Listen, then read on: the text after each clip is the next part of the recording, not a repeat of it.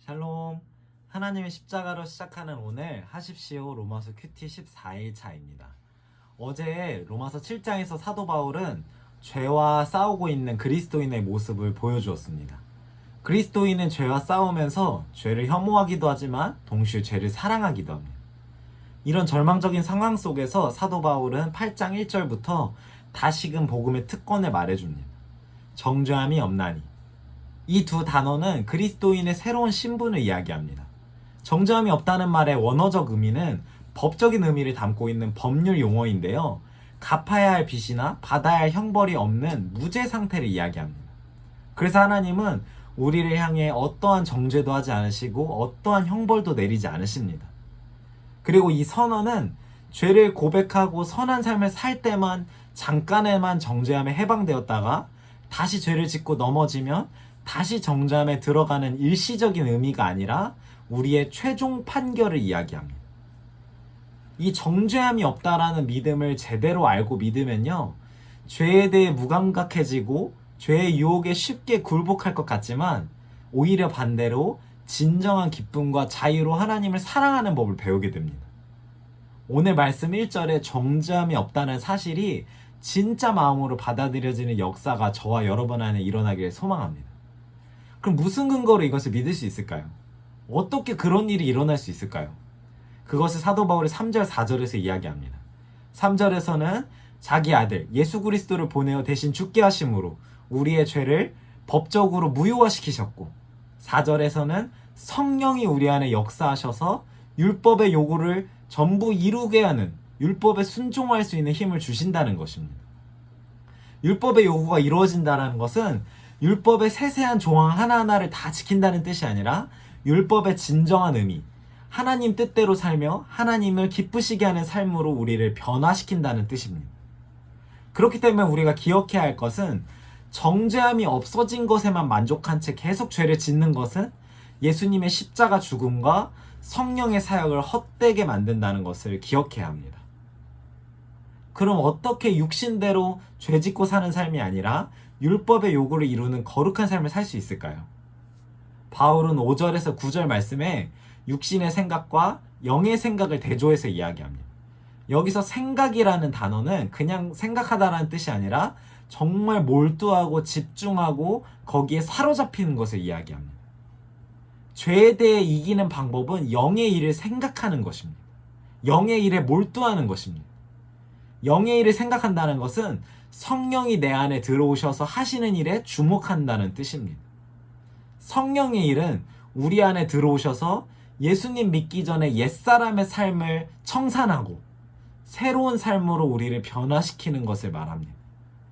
그래서 우리는 하나님이 우리를 사랑하셔서 자기 아들이신 예수 그리스도를 십자가에 대신 죽게 하심으로 정죄함에서 벗어나게 하시고, 성령을 우리 마음 가운데 보내셔서 항상 동행하시며 우리를 돕고 계시고 우리를 새로운 삶으로 변화시키고 계신다는 사실, 즉 복음을 날마다 마음에 새기며 우리의 생각과 관점을 바꿔야 합니다.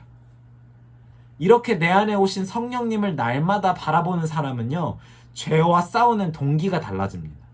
예전에는 죄 지으면 하나님과 관계가 깨지거나 벌 받을까봐 두려움으로 죄 안 짓다가 회개하고 두려움이 사라지면 또다시 죄 짓기를 반복했는데, 이렇게 여전히 율법주의적인 생각을 가지고 율법이 주는 두려움, 죄를 짓는 두려움, 하나님으로부터 벌 받을까봐, 버려질까봐 하는 이 두려움으로 죄를 억제하는 것은요, 오히려 죄에 사로잡히게 되고 죄된 본성이 더욱 강력해지면 우리는 이전에 로마서 말씀을 통해 알았잖아요. 그러나 내 안에 들어오신 성령을 바라보는 사람은 다릅니다. 오늘 사도 바울은 몸의 행실을 죽이는, 즉 죄를 이기고 거룩하게 사는 유일한 방법이 성령이라고 이야기합니다. 우리가 빚진 자로 돼 육신에게 져서 육신대로 살 것이 아니라 육신대로 살면 반드시 죽을 것이로되 영으로서 몸의 행실을 죽이면 살리니. 이 앞부분에는요, 그의 영으로 말미암아 죽을 몸까지도 살린다고 이야기했어요. 죽을 몸이라는 거는 여전히 죄의 본성이 끊임없이 괴롭힘 당하고 넘어지고 실패하는 우리의 연약한 육체, 또 나이 들면서 늙고 약해지고 병들고 좀만 고생해도 피곤해지는 육체, 이 육체마저도 완전한 새로운 육체로 변화시키는 그 성령의 역사. 우리의 몸뿐만 아니라 영혼까지도, 마음까지도 완전히 변화시키는 이 성령의 역사 가운데 우리는 빚진 자라고 이야기합니다. 우리는 성령의 빚진 자입니다. 복음의 빚진 자입니다. 그래서 그분이 우리를 위해 행하신 일들과 앞으로 행하실 일들을 매일매일 기억하고 새기며 살아간다면 어떻게 우리가 그분을 섬기며 사랑하고 감사하지 않을 수 있을까요?